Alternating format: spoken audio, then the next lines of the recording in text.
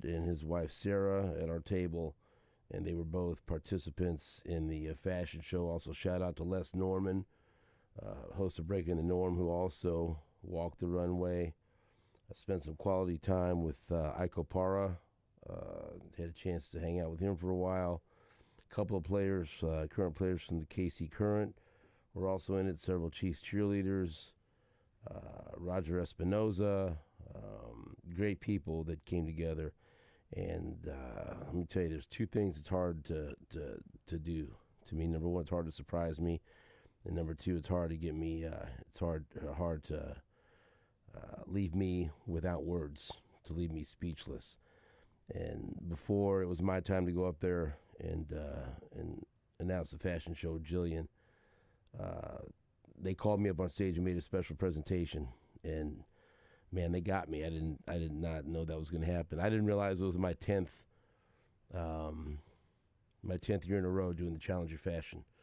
And so they had a football that was in a beautiful case. It was signed by all the Challenger athletes, and then all the rest of the athletes that participated. And they said some really nice things. And what got me the most is they put a collage of pictures up over the last 10 years up on the big screen and there's like pictures of the twins, 10 years ago. And Phil and Richie and all through the years. And there's a picture of Nate yelling. My buddy Sam. It just had a little bit of every, Susan. It was, and I just saw it. I was like, I didn't know. I didn't know it was going to happen. So that was awesome. And then, of course, as I mentioned yesterday, I emceed the Christian Okoye roast of Duron Cherry, and that was cool. That was awesome. He had a lot of videos that were sent in by former teammates and peers in the NFL, and then some great guest speakers. Dan Saliamua spoke. Barry Word spoke. Touchdown Teddy McKnight spoke. Duron got up and spoke, obviously. Christian Okoye. So that was awesome. We had an autographed guitar signed by Taylor Swift. We had two of them. What do you think? What do you think the guitar went for? There was bidding back and forth, and then as we do sometimes, we unveil the fact that we have two of the guitars, and so as the two people are at a bidding wars, hey, how about this? You both get one. You willing to bid this amount? Yep. Okay, good. What do you think the guitar went for? Is it just an acoustic guitar with her picture on it? Kind of a small acoustic guitar, but, her autograph. What do you think? $1,000. What do you say, Jake? Oh, really? Yeah. Trying to think of Good what guess. Todd Lebo paid for his. That was a raffle. Oh, yeah, that was, wasn't it? Right. So, let's say $3,000. 12,000. That's way off. So 12,000 times two, so we got $24,000 for the two guitars. That's awesome. It is awesome, but that's more. I had guessed, my dad and I, because my dad was there yesterday at the roast. My dad and I guessed five or 6,000, because there were 8. There were some heavy hitters in that crowd, but $12,000, that was astonishing to me. So, but the point is, it was a very busy weekend. That's why my voice is kind of here and kind of there. But man, did I get a chance to meet a whole bunch of people that claim to listen to the Border Patrol and Sports Radio 810 WHB, and it was an honor to spend some time talking to each and every one of them. And if you're out there listening, thank you for coming up and saying hello to me. I appreciate it. That was great. And everybody, wherever I went, asking, what did you think of the first round pick? What did you think of the rest of the draft? What did you think of this? What did you think of that? Man, exciting stuff. Not that it matters. Not that it matters. Remember, just always remember that there were people out there giving the Patrick Mahomes pick a C. There's a C+. So take that for what it's worth. But all of the draft pundits love it because, they get married to their rankings and they want to be proven right. And then the Chiefs, if you go, certainly in the first 4 or 5 rounds, they got tremendous value based on what was thought of these guys going in. Especially, we had Jesse Newell in studio on Thursday. Jesse knows what he's talking about. Jesse covers the team. Jesse invests a lot of time researching the draft and talking to people within the organization and outside the organization and trying to put 2 and 2 together based on need, based on fit, and based on availability. And the offensive tackle that they took out of BYU in the second round, that's who Jesse had mocked to the Chiefs in the first round. So I'm going to guess Jesse thought it was a pretty good pick in the second round. And he wasn't the only one. There were a lot of people that had the Chiefs linked to him in the first round. I don't know what else you want. If they would have taken him in the first round, if they would have stayed at 32 and taken him in the first round, would anyone have been mad? Hey, that's the guy Jesse said they were going to pick. That's a guy that's been mocked to them in several drafts. That looks like the left tackle of the lifelong boxer, by the way, so he can throw hands. Credits boxing for a lot of his toughness and footwork. So there we go. And so if you're going to tell me, and that was a name that we had written down, we were looking at, is a strong possibility in the first round. If you're telling me that the Chiefs not only filled a need at wide receiver, but got a left tackle of the future that several people had projected that they might draft in the first round, what do you got to say bad about that? What the hell could be wrong with that? That's terrific. I think we were all in on them going out and trying to get the tight end of the future, Travis Kelce's eventual replacement. I don't even want to say that. I'm not putting a time limit on Travis Kelce. Just a guy that can come in there and be another weapon and learn under Travis Kelce for a couple of years. And it looks like that's what they got in Jared Wiley, the tight end out of TCU. Our man Dane Brugler, how are we progressing with Dane Brugler? Because I don't want to keep mentioning, do you think it'll happen? Do you think he's stiff-armed you enough to where now the draft's over and he thinks you're going to leave him alone? Do you think he honestly wants to come on the show? No, he committed last week, and then he came down with a case of strep throat. And then he said, I have to rest my voice for next weekend. He was supposed to come on a week ago from today. Do you believe he will come on the show this week? Yeah, he's been on the show. I think I have a pretty good relationship with him. Okay. He's been on before. I've gotten on. It wouldn't be an impossible task. It's happened. History has proven that. There have been guests that have been on the show that will never come on the show again for one reason or another. Well, yeah. So that's what we don't want to. Well, we don't need to throw names out. Right, but I don't know. I don't always know what goes on in these conversations and how they feel about coming back on the show. I can only go on your word. Usually, the case in those instances are those are guys who have made it with major networks and have busy schedules and doing local radio has moved beyond them for the most part. There have been some guys that we thought would never come back on the show that have come back on the show. There's some people that I've never wanted to come back on the show that have come back on the show. And I've looked at the rundown and I've been genuinely surprised. Like, why is this person coming back on the show? Does that happen with me? Well, it wasn't your fault. It was the guest that was given to us.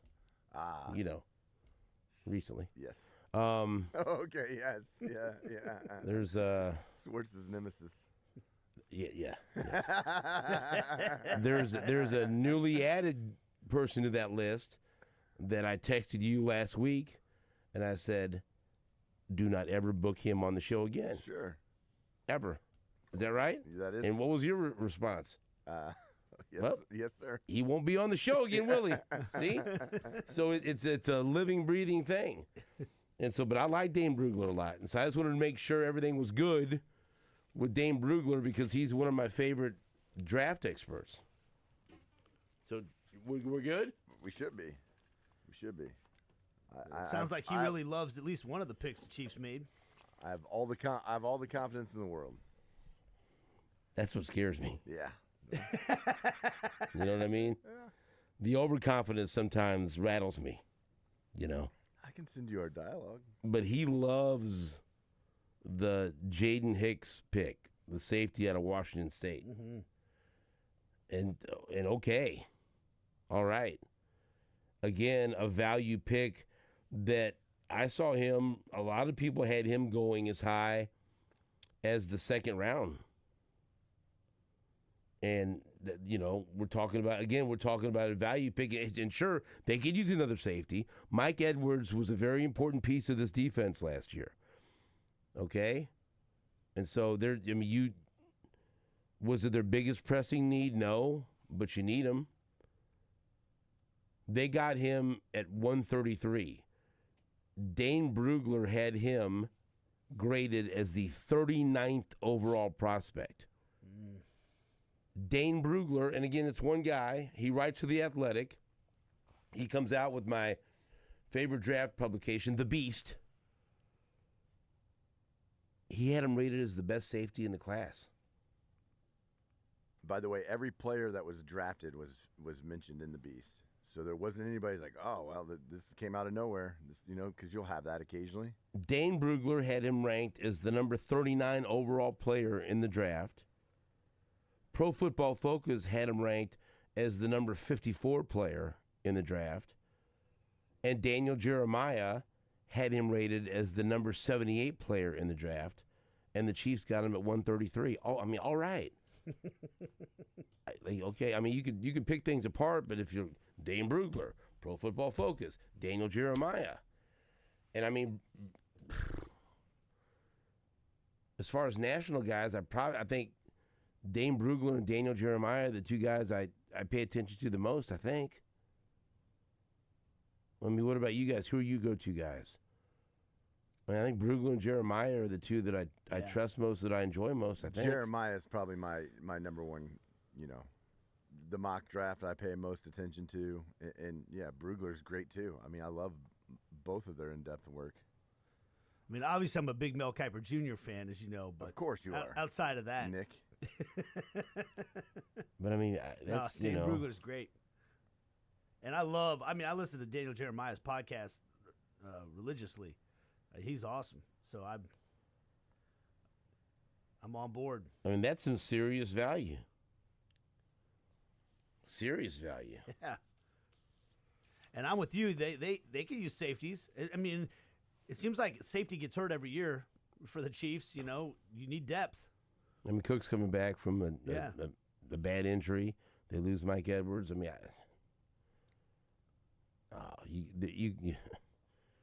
you can never have enough offensive linemen, we've learned, and I'm glad that they added several in this draft. And you can't have enough defensive backs. You never complain about having too many defensive backs. Right. And, I mean, then you scoot down a little bit down to the fifth round, Hunter Norzad. You look at him, and it's really easy to put two and two together and think, okay, they drafted him to replace Nick Allegretti. And that's good business, because you can call Nick Allegretti a backup, but Nick Allegretti was a starter that just happened to not have a spot on this team as a starter. But then you were reminded when he had to step in the postseason play, like, oh, he's good enough to be a starter. And he knew it too, and that's one of the biggest reasons why he got a nice contract and left for a different opportunity, because not that he didn't love it here in Kansas City, and I've talked to him several times. He's a great guy and did love it in Kansas City, but he wanted to start. He's won his championships. He felt like, this is his best years right now. He peaked, he's peaking right now, go get you a fat contract and go start. And that's great for him, but that leaves a hole for the Chiefs. Now, it's, again, you could say there's more pressing needs because when you're talking about, just filling in when you get into the reserves, it's pretty nice that, you've got other things taken care of where you can look at that in the draft. But it's important because he can play anywhere in the interior offensive line. He can play center and he can play either guard position. So he gives you quality depth. And Nick Allegretti was a tremendous security blanket for this football team. And so now hopefully that's what they got in Hunter Nourzad. It's not sexy, but it's value. It's important. And so, and then even down the road, you've got some options there. If he shows that he's good enough to play guard in the NFL, and then down the road, if the Chiefs can't keep both Creed Humphrey and Trey Smith, is he the eventual replacement for Trey Smith? If they, a lot of people have mentioned, well, they should move Creed Humphrey to guard. I'm still not totally on that bandwagon, but if they did, you got a guy that can play center here now. Gives you flexibility, gives you versatility. So, and we could talk about the other players, but those are the things that really stood out to me. It was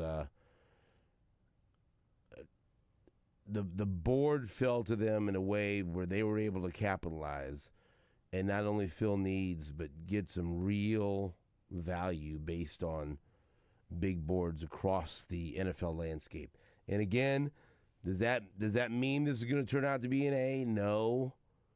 We've had plenty of examples of players that others criticized for the Chiefs selecting, and they turned out to be great picks. So that's not the end-all, be-all. But we have enough evidence, we have enough body of work from Brett Veach to believe that this is going to be a pretty damn good draft. And you look at it and you see what they did. Now, and we can get into the undrafted free agents because there's a couple of them that look really, really good that we could talk about. What didn't they get that I wish they would have addressed? Would have loved to see them address the defensive line. Add another defensive lineman. Looks like they might have got a guy and is an undrafted free agent that might have a chance. I mean, other than that, there really wasn't anything else that left me thinking, damn, why didn't they pick that position? Just defensive line. That was it. I mean, they got a wide receiver. You could say running back, but I don't. I'll be honest with you, the only thing that made me mad, and you guys know what it's going to be, is in the 7th round, I wanted them to pick Cody Schrader. And it made me mad that I did, and I hope C.J. Hansen turns into a good utility offensive lineman and serves his purpose on this team. But I wanted Cody Schrader. He didn't get drafted, and then it made me even angrier that he went to the 49ers because his chances of succeeding went way up. Because you can say what you want about the 49ers. Chiefs beat them twice in the Super Bowl. Blah, blah, blah. Well, they had to get to the Super Bowl twice for the Chiefs to beat them there, right? So my point, they know what they're doing. They know what they can churn out some offensive talent. Yeah, they know how to put the running backs into good positions. Yeah, but they also know how to identify those running backs who fit into what they want to do. Yep. And so that when the 49ers signed him as an undrafted free agent, I was like, of course they did. Well, sure they did. And that made me happy for Cody Schrader because if he's not going to come to the Chiefs because the kid is such a great story and you root for him and you want him to succeed, or most people want him to succeed, you're thinking, where can he go to succeed? 49ers. I mean, can't you just see him? Can't you see a guy or two getting hurt and then he gets a start on any given Sunday? And boy, can you believe it? Undrafted free agent Cody Schrader had 112 yards and a touchdown for the 49ers on Sunday. How did this kid not get drafted? Led the SEC in rushing and You can see the whole thing playing out. Oh, yeah. You know? Yeah. And so, hey, Todd, thanks for coming to distract Jake in the next segment, too, would you? We were just getting ready to break. Don't wait for the commercial. Why wait for the commercial? Right when we're talking about something I needed his feedback on, just dig in. You always have I'm always listening. Admit it. That bothered you as well. Admit it. I did. Yeah. I wish they would have taken him. But didn't it also like the 49ers? That was the worst part. Yeah, like you said. Yeah. It increased his probability of being successful. It made me feel better about how I feel about him because the 49ers are really, really, really smart. Yeah, I was super disappointed the Chiefs weren't able to sign him. Yeah. He's going to fit great in that system, too. Sure he will. I mean, that's... Well, nobody's going to outwork him. Pretty good running back to sit behind, too. You learn a lot from that guy, McCaffrey. Of course. And that, you know. And McCaffrey's got a history of getting hurt. So... You know, chances could be there, but they like to spread it around there a little bit anyway.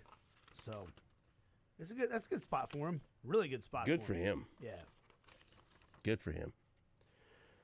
But I'm very excited about the Chiefs draft. So we'll get more into that, and that's the headline. Other things happen in the world of sports, but me being all around Kansas City, being able to talk to.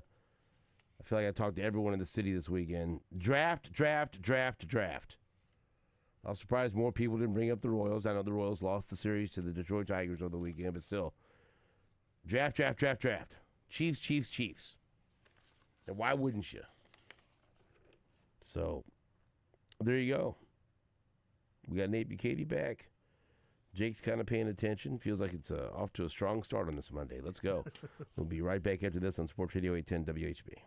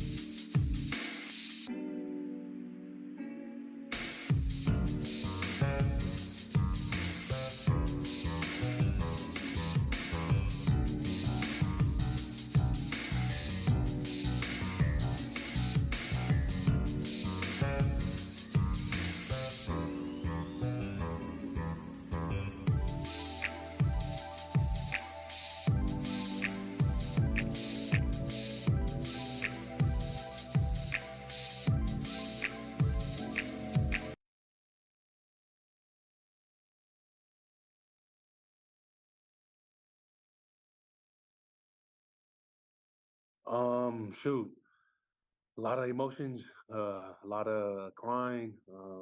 It's that waiting around period. I never knew what all the boys meant by that waiting period until your phone gets called and it just feels like peace, like you can breathe again. So I was just waiting around and shoot, my agent texted me and said, "Hey, Chiefs just traded up." And I looked at my phone and next phone call I see, I was like, "Oh, no way." So I just felt relieved and just crying a lot. Just a lot of just going back like through memories of all the sacrifices everybody put in around the room in my room that was here in this conference room. So there's a lot of emotion, but so grateful and so ready to be a Chief. So.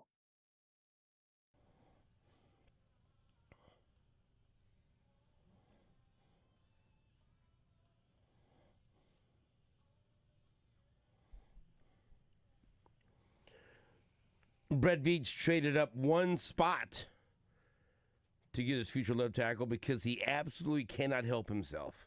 And that's what we like. Stop predicting him to trade down. Stop it.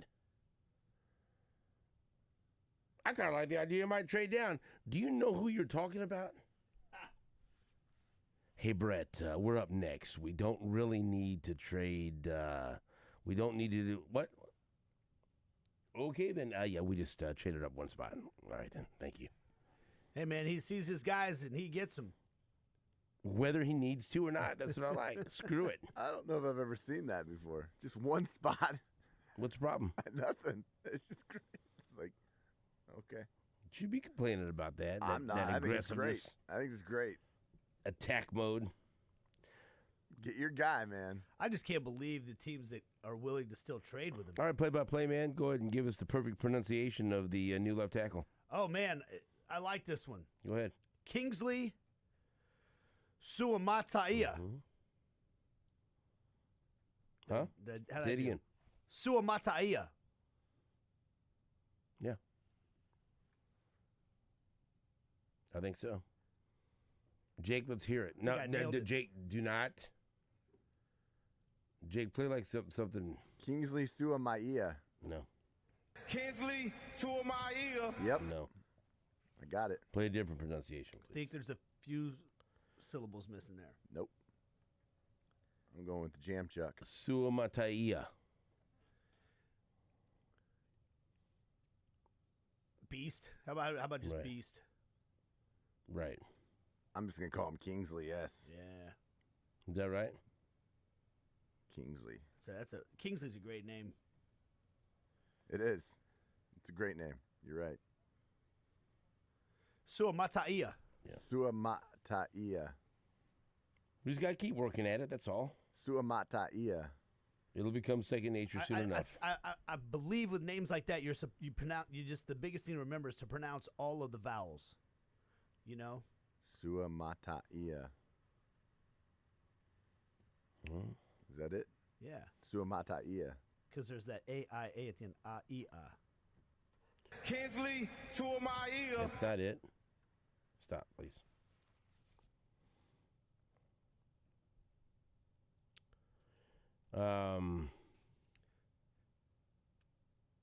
Andy Reid told him that he was going to try to get him here. You know, Andy Reid likes those former BYU kids, right? Probably got a pretty good scouting report on him. Right. He knows a few people up there. And Jesse had put out the pronunciation before the pick was even made. He said, you never know with the draft, but just in case, here's a pronunciation guide. Kingsley Suamataia. Yeah. I think we nailed it. Back-to-back Chiefs. Think so. I think it's pretty close. Well, I'm looking forward to it's going to be interesting now. So, do you go with what you've got and just have a battle between a young and raw rookie and Wanye Morris, or do you still bring back Donovan Smith? I mean, I guess it all depends on how ready they think Suamataia is. Probably depends on what Donovan Smith wants as well. So the answer is it depends. If is my choice, probably not. I'm probably rolling the dice with Suamataia and Wanye Morris. Yeah, the good thing about having Wanye Morris there is you feel like you have a bit of an insurance policy. Like if it takes Suamataia some time to acclimate to the NFL level, you've got a guy who's already got reps at that position in the past year. So I don't feel like you feel like, oh man, we need coverage there. You got an insurance policy. There was a free agent signing yesterday. I know there were some people out there that were hoping the Chiefs might consider Mekhi Becton, former first-round pick from the Jets. He was still out there. And so maybe this kind of helps you relate it to Donovan Smith. Becton got a one-year deal worth up to $5.5 million from the Philadelphia Eagles.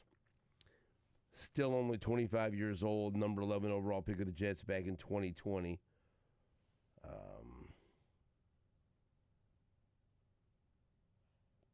But Donovan Smith might sit back and say, hey, I was a starting left tackle for you all year long and helped you win a Super Bowl. I deserve more than that guy. Right? Yeah. But the Chiefs could say, but we don't need to pay you that. Yeah. I don't know. It just depends on how if they truly want it to be a competition, if they feel strong. And look, you can feel this way, but you still got to see them. You got to go through rookie mini camp. You got to go through training camp. You have to let them get back there. Get out there and compete to see if it's ready. I would probably feel better if they did bring Donovan Smith in. Yes, but if it's got to be fiscally responsible. What if the option is bringing back Donovan Smith or going out and getting another veteran wide receiver like Tyler Boyd or Hunter Renfrow? I don't think they need that.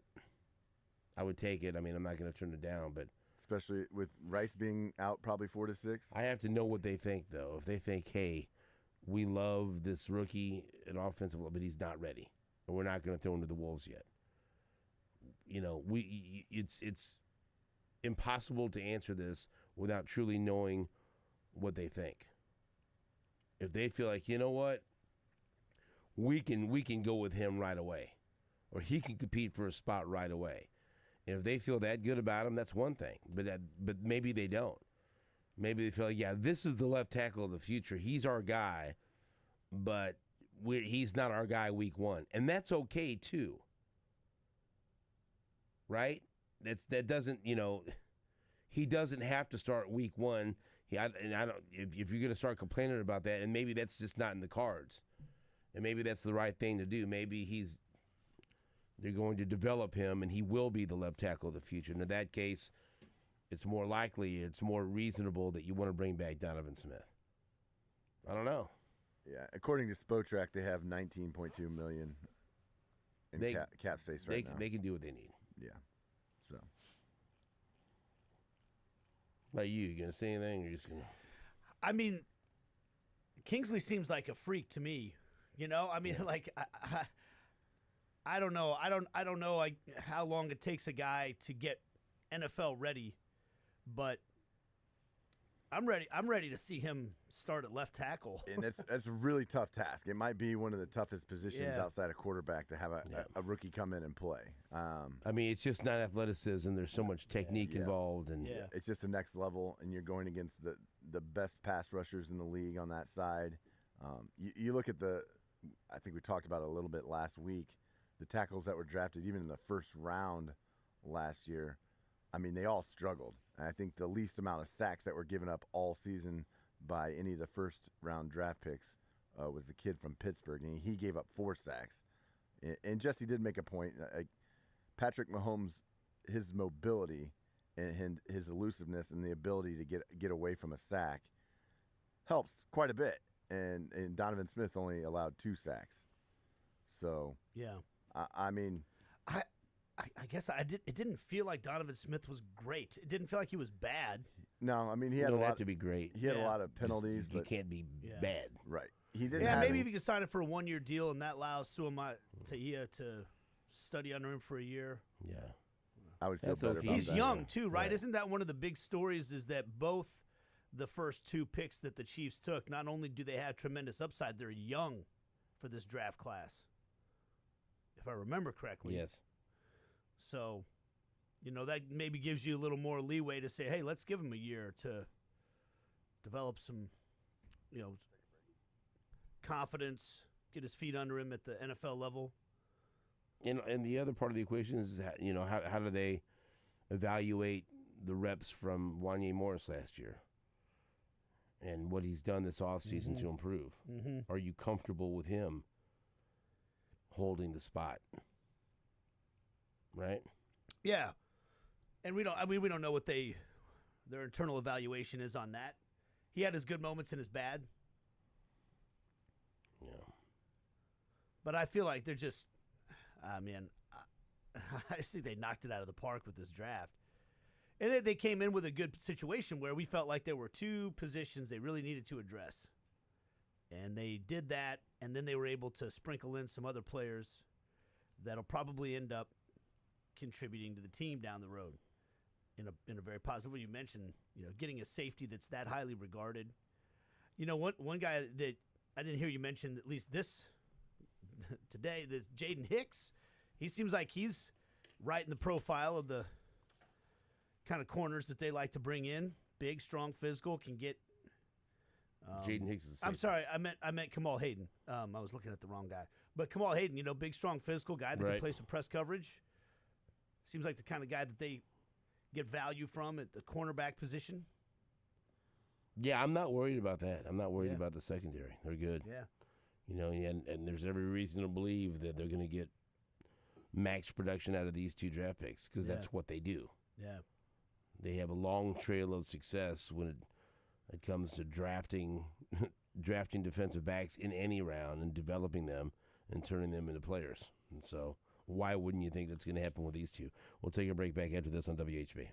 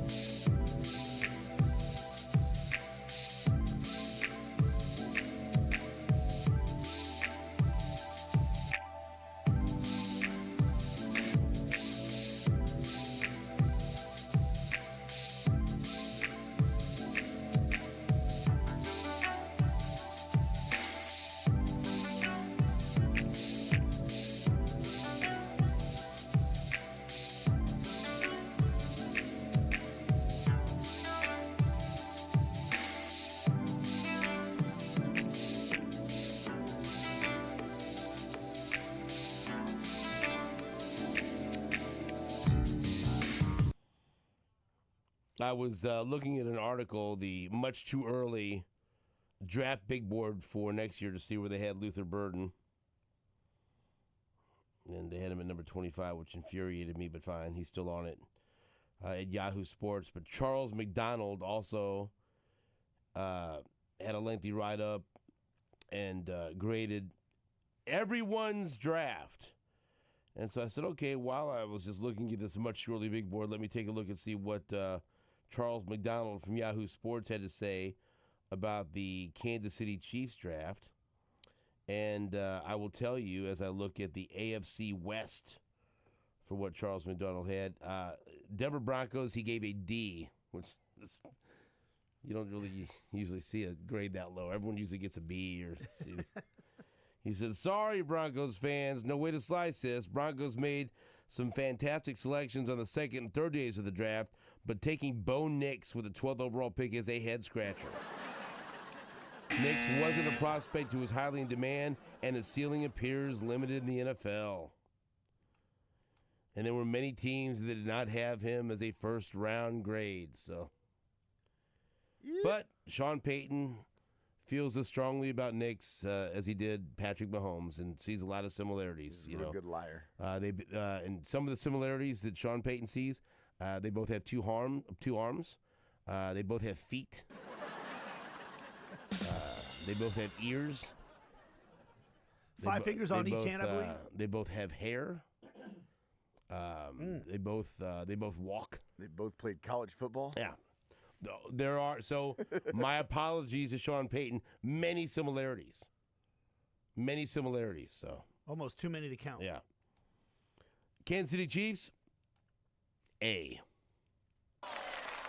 Hell of a draft for the back-to-back defending champs. They added elite game-breaking speed with their selection of Xavier Worthy in the first round, and might have found a franchise left tackle in the second. Jared Wiley and Jaden Hicks were quality pickups in round 4, and they took a couple of dart throws on the offensive line later on. Wiley has the potential to be the Chiefs' starting tight end after Travis Kelce moves on, showing rare movement and rare ability for a 6'6" player. Worthy. Say the name again. You got it down. Go. Suamataia. And Wiley may be cornerstones for the Chiefs' offense when this is all said and done. That's the part, man. I mean, he said of Suamataia, this was one of the best picks in the entire draft. He's not for anyone. Yeah. The Chiefs were slated to start Wanye Morris at left tackle, prompting them to trade up for this immensely talented tackle. The BYU product is raw, but he's stout, incredibly strong, and has an NFL-ready body to keep pass rushers away from Patrick Mahomes while he works on his technique. He has attainable all-pro upside. This pick was awesome. I mean, that's, that's heavy praise just from an NFL writer that's grading everyone's picks. Yes. Saying it was one of the best picks in the entire draft in any round. So the two most important things you can find on offense for Patrick Mahomes is a tackle that you can have for an extended period of time, and a weapon that changes the way the defenses have to approach you. And the Chiefs have that weapon right now. They had two when they had Tyreek Hill and Travis Kelce.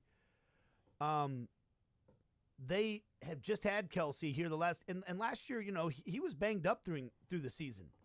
He became that weapon in the playoffs, which is all they needed to win the Super Bowl. But they to put a weapon out there that makes the other side go, okay, we got to account for this guy. We got to change the way we play defense. Is so important for him to have going forward. They just Suamataia. See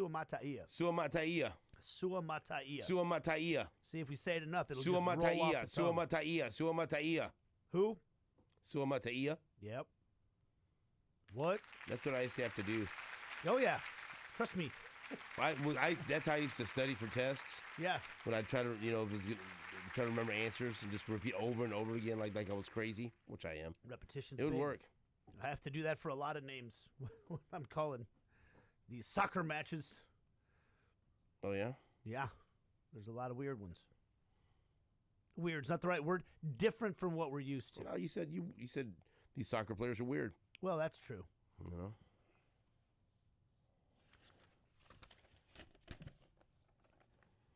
I just can't wait to see Worthy play with Mahomes. Very pleased with this draft. Oh, yeah. I'm Yes. pumped about Wiley. I love that. yeah. pick. Yeah, that pick I too, love man. that pick. It had Love Jaden it. Hicks too. I love Wiley. I don't know. I think the kid's gonna be a stud. No, that's what McDonald said. He said perhaps they just landed 3 cornerstones of this offense moving forward. Thanks, Veach. Thanks, Bills. And you could certainly see know what? Worthy and Wiley being able to have some type of impact right away. Yes. And hell, I mean, I just, when you think about Andy Reid and the fact that he's a former offensive lineman, and that means something, and the job that Andy Heck has done and everyone else, and you've seen how many different left tackles that they've won with, right, in this stretch, count the left tackles, that it just gives you every reason to believe that this is going to work. Right. Right? I'll be shocked if he's not a good left tackle. Like, if someone tells you know what, I'm not totally sold on, with wide receivers they've drafted, I don't know, maybe. I'm kind of skeptical. We'll see. Like, Yeah. You can't say that about offensive linemen and defensive backs. No. They've shown you, There's a like, track this is record. what we do, Yes. And you're hoping that they unlocked the door to success drafting wide receivers with Rashee Rice and now Xavier Worthy. He's just so fast. We'll take a break back into this on WHB.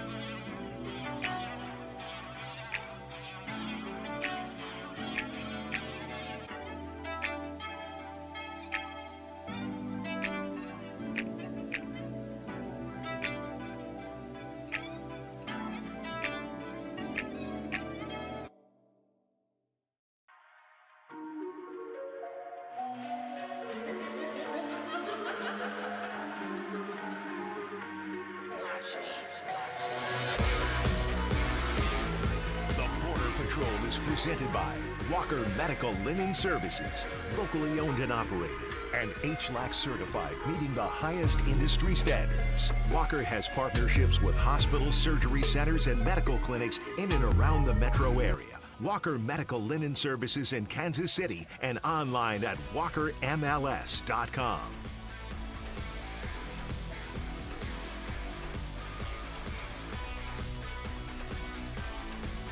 Welcome back to the Border Patrol on Sports Radio 810 WHB. Thank you so much for joining us. It's Monday, April 29th. Stephen St. John, Nate Bukaty, Jake Gutierrez. And we want to remind you tonight, Monday Night Raw comes to Kansas City. T-Mobile Center starts at 6:30 p.m. It's going to be awesome. The WWE's 2024 Draft Live at Monday Night Raw just announced. U.S. Champion Logan Paul will be there. CM Punk returns to Kansas City. And we have one of the superstars of the WWE in studio with us.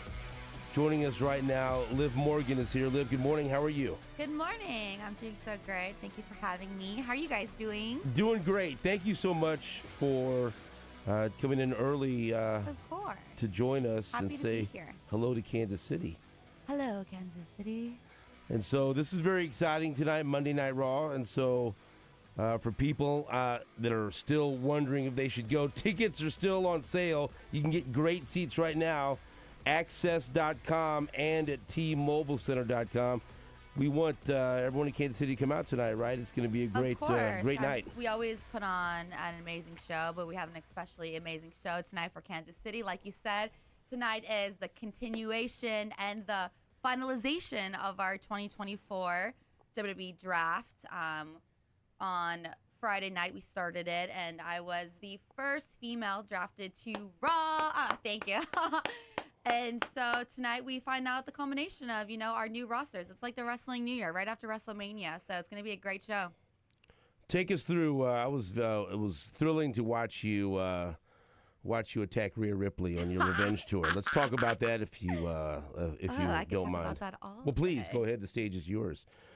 Well, essentially, to make a long story short, I have a ton of history with Rhea Ripley. Right. Rhea Ripley that includes many peaks and valleys. That kind of culminated about 8 months ago when she attacked me and tore my shoulder and put me on the shelf. The first time in my career that I had a severe injury that needed time off. And so the whole 8 months, if you guys can imagine, all that I had on my mind was coming back and getting my revenge on Rhea Ripley, which I did a couple weeks ago. I attacked her backstage, and now she's gone off the shelf. Had to vacate her championship, the women's world title, which is the very first thing that I am coming for now. It was a bit of a, it wasn't awkward, but a little bit of a stare down with you and Dominic Mysterio. What was that all about? Well, I did take his mommy away, and Right. so work has been a little bit awkward, and I had just happened to run into him, and so we just had a little bit of a moment of just disdain, Right. Not really much to say there. I don't like the man. Definitely don't like his woman, and so I just wanted him to know that, yes, I did that, and I am still here. And the Thank you very revenge tour much. continues. Oh, yes, the revenge tour doesn't stop until I win the women's world championship. Right. Nate Bukaty, you see that? You going to doubt her? No. Doubt her right now. never, My never goodness, doubt no. me. My Never. goodness, that's the worst thing you can do to Right. me. Wouldn't dream of it. It stands out to me, though, when you say that that's like the first time you've had a significant injury, because you're a daredevil. Like, how do you, because I can't even ride a Segway without breaking my leg. How do you avoid injury with the things that you're willing to do and the things that you're capable of in the ring? I mean, to me, it's like, it's amazing. Thank you. I just say a little prayer and wish for the best. That's all I can really do. What we do is incredibly dangerous. We take risks all the time. I've been very lucky to have an almost 10-year career with my shoulder being the biggest injury that I had. And I've made a full recovery. We have a great medical team. And so I'm just 100% cleared and just ready to become the new champion. Was there a point that you could look back at, maybe growing up, or any point even before you became a wrestler, where you fell in love with the sport? Oh, yes. What was it? I've been in love with WWE since I was 5 years old. Okay, I good. grew up with There we 4 go. older brothers, and so naturally I kind of liked anything that they liked. I idolized them, and they loved WWE. So I remember the first time I watched WWE, I was just so taken aback by the physicality of it. I was such a little tomboy growing up. I was always wrestling with my brothers, and so I was watching women kick butt and be these amazing figures. My first role models were WWE women superstars, and so it was always kind of like a pipe dream of mine. I didn't grow up with like the connections or money to conceivably make my way to WWE, and as fate had it, I was able to make that dream come true. But ever since I was a little girl, I've been obsessed with WWE. Who were your favorites when you were a kid? I loved Lita. I was gonna say Lita, yeah. You know, she wore baggy pants and sneakers, and she was such a tomboy wrestling the boys, and I saw myself in her. I grew up wearing baggy pants and sneakers and wrestling my brothers, and so I saw this woman, and I was like, wow, we could be friends, you know, and that's something that I hope to give to my fans watching me as they watch me, and they're like, wow, like Liv could be my best friend. Kansas City's such a great wrestling town. I was watching a documentary about Sherry Martel, who's one of the greatest women wrestlers ever, and and what she did and how she kind of laid the groundwork out for all of the great WWE superstars we see now, and it's so cool because, I mean, there's the level, right, of the women wrestlers that in the past maybe they'd get a spot on a pay-per-view, maybe you get a spot, but now you guys are headliners. You guys, many times you guys have the match of the night. For sure, the women's evolution is truly no joke. We went from, like you said, fighting for 2 minutes of TV time, maybe not even being featured on the show, to now we are main eventing, we are stealing the show. There's not many more firsts left for us to accomplish, which is like incredible. So we just have to keep finding new ways to continue breaking these glass ceilings, if there's even any left. I mean, the women's division across the board is so incredible, and I think this is the very best time to be a female WWE superstar. I think that female sports in general have taught us a lot of things here. Just recently, we all got wrapped up in the NCAA women's basketball tournament. And it's about the characters, right? It's about, you've got heroes and villains. You got people you're rooting for and you're not. And you guys have figured that out better than any sport. I want to go back to what you said about your childhood, though, because a mutual friend of ours, Kevin Patrick. Shout out to Kevin. I was texting him about you, and he spoke very highly of you, but he said that Thanks, Kev. Not only did you and your brothers like to wrestle, he said you guys built your own wrestling. We did. Don't try this at home. Don't do it. So, like, what was that like? You know, you and your brother, were you more enthralled with the characters or more enthralled with, like, the athleticism? You all know? of it. I think it was all of it. I had never seen anything like that. And WWE is exactly what you said. It's like the pinnacle of entertainment to me. It's everything involved. It's story-based, so much physicality. It's like watching your favorite show, except everyone breaks out into like a brutal brawl, midway through. Which is great. That's why it's wonderful. Yeah. But I loved it all. I think I kind of, personally, I grew up in a little bit of a chaotic household. And so when WWE was on, that was like my escape. Nothing else mattered. It didn't matter what was going in the house. WWE was on, and that it just took me away. And so it just carried me throughout my life. I like based all my life decisions on like, hopefully one day I'll be in the WWE. So I've got to make good decisions, be smart, not get in trouble. And so it really like guided and shaped me my whole entire life. And here you are, right? And here I am. Like I have a real wrestling ring in my backyard now, not a makeshift one. Yeah, really? So yeah, That's awesome. we moved up a little bit. Nice. You know what was so cool? And so, we just went through the 2-night WrestleMania and watching that. And like, we're the right age. We're, geeks that grew up, in love with, when I was growing up, that was the era of Hulkamania, but I was always the Nature Boy Ric Flair fan. I always loved the heels, but that moment, and it was cool that it was on Peacock so more people could see it, but that moment in the main event when it's. Oh man. I mean, here comes The Rock, here comes Undertaker, here comes John Cena, and we have this text chain. We're like, we're all freaking out. Everyone was freaking But out. that's what people. That's what was so cool. Like even the wrestlers were freaking out. Yeah, and the people who were everyone. there were freaking out. Like I felt like that. Like the wrestling explosion. It was almost like a comeback where even more people that maybe haven't watched as much lately join the people that are obsessed with it now. Yeah, wrestling's cool again. If you didn't know, join the club. But was that so? You feel that? Wasn't that like just a great moment in time in the WWE? Incredible. They weren't kidding when they said, the greatest WrestleMania of all time. I was backstage, and I can't tell you, everyone that I'm watching with, we're jumping out of our seats, literally. Right. We work with the company, and we're jumping out of our seats. And I think that's just like the beauty and the magic of WWE. And, we want to put smiles on faces, and we did just that, I think, 100 times over. I think everyone was surprised and stunned and giddy and felt like a little kid again that night, seeing all their favorites, whether it was The Undertaker, The Rock, crowning Cody as new champion. He finally finished his story. Right. There was just so much to kind of be excited for, and I feel like everyone just felt involved. But you mentioned Cody, and he loves Cody Rhodes, baby, in there. Yeah. But Big Cody fan. right, Big Cody and fan. then I grew up, watching the American. My dad took me to Atlanta to watch the American Dream, Dusty Rhodes take on Ric Flair at the Omni, and that was awesome. Yeah. But it's like you said, you finished the story. It's about storytelling, right? For sure. And if First you and invest in foremost. the storytelling, then everybody cares, and that's what I took away from WrestleMania. Everyone cared, and they were invested so much, and like.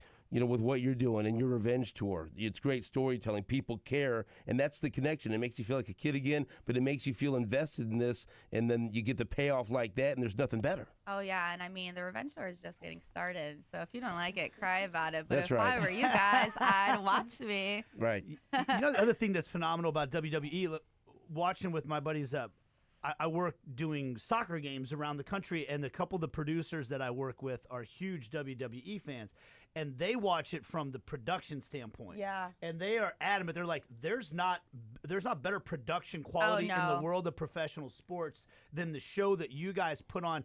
And when you watch it from that perspective, are you, like, when you're on the inside of it, are you blown away by how intricate For the sure. production level is on the show that you guys, especially to do it from town to town? Especially recently, too, we've been playing around with production a bit. We have, like, these new camera angles, these new shots that I think add so much to the show, seeing things in a different light that we haven't necessarily shown before.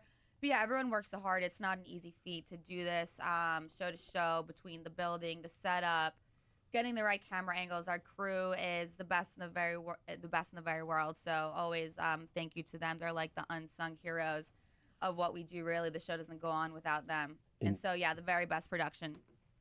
WWE's been such a great platform for so many stars to go on to other things, right? And you've been in a movie, The Kill Room, Samuel L. Jackson, Uma Thurman. What was that like? It was a crazy experience. So I didn't get to meet Samuel L. Jackson. He was finished filming before my day on set, but I got to, shoot a scene with Uma, and just being in her presence was so incredible, and just like motivating, and just kind of like a pinch me moment.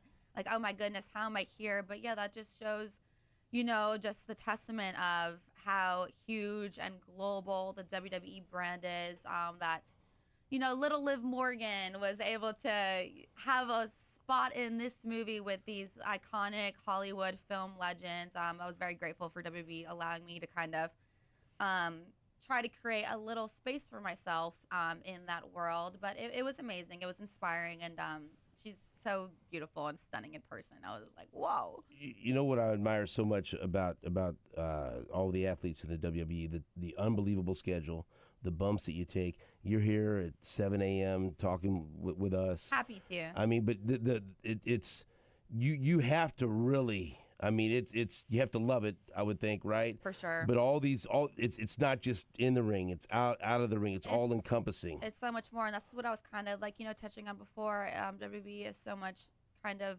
bigger and more to it than I feel like people imagine. I don't know any other like organization or sport or entertainment in the world that has this group of people that are athletes but can speak. Like, you could present at award shows, you can be at galas, you can do movies, there's no limit as to what a WWE superstar can do, but that just like shows how amazing the company is and like laying the foundation work for us and the prep that we do to kind of be able to do it all.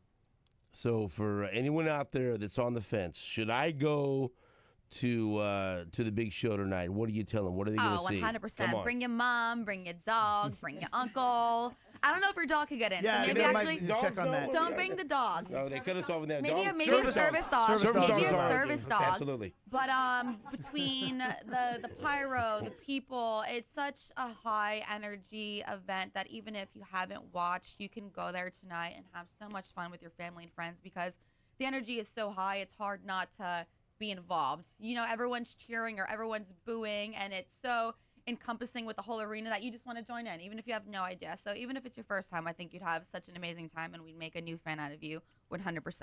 Is there any way you'll attack someone backstage? That's what I like. You Is there any chance? There's a very, very high chance that I may do something like that. That's what we like. It's the revenge tour. Right. the It revenge doesn't tour. stop until she gets the title. doesn't She told you stop. that 3 times. You don't listen. You know what? But we're on I'm it, afraid though. of getting attacked backstage Well, myself right now. you That's have- what happened to him, You actually. hurt your foot. You were off limits. Yeah, If you didn't have that boot on your foot, then could be you in know trouble. maybe. he's but- also in search of the women's title, but we don't think he'll ever Yeah. get there. Oh yeah, then I'm gonna have to fight you for that. I'm sorry. Jake, would you like this? Jake was more excited than anyone when you're going to come in studio, so we're going to give our producer a chance. He doesn't talk very much, but here he is. He brushed his beard today. It's a very special day Jake. for him. Jake, do you have anything to say to Liv Morgan Well, before she leaves? I thought it was fascinating that Lita was like your idol because like the Hardy Boys were the Hardy Brothers. Iconic. Yeah, I mean, she flew. Like they threw it out there. So I mean, I think that's awesome that when you reference Lita. Oh yeah, thank you. The Hardy Brothers were, I love them. Yeah, they're definitely one of the greatest tag teams of all time. But So do you Lita have any other added family to that members so that are much. in wrestling? No, but you know, it was all of my brother's dream as well. You know, and so they watch me and they're just kind of still blown away. You know, it never gets old. They come to my shows. They support me whenever they can. They're watching me every week. As soon as I'm on, I have 100 tags from my family group chat, either, you know, telling me good things or bad things. They They're critique normally your work? Can you believe they critique my work? Save it. I'm the one in the WWE, Right. not you No, chuckleheads. I mean, you know, who's not going to be honest with you if not your family, That's you true. know? But they always say nice things. They never really have anything bad. But I'm always like, tell me, what can I work on? That's So, right. You know, they're just so happy for me. They think everything I do is great, which, you know, is either good or bad. A must follow on X, by the way. You only live once. One of the best handles on X that I've seen. And tonight, T-Mobile Center, tickets available, access.com, tmobilecenter.com. It's going to be a great show. It's the WWE's 2024 Draft live at Monday Night Raw. Liv Morgan, thank you so much for stopping by the studio. You are awesome, and we will all be waiting patiently for you to win that women's championship. We're very excited for you. Thank you. Thank you for having me. And thank you. I'd definitely be sure to watch me if I were you guys. I have some crazy tricks up my sleeves. You see how big my sleeves are today? That's right. I have A lot of crazy tricks in there, huh? up here. Okay. Lots of tricks. All right. And when you see Rhea Ripley, give her one more chair shot for us. Yeah. Just one. I have a feeling she's going to be gone for a long, long, long time. Oh, boy. That is Liv Morgan. We'll be back after this on WHB.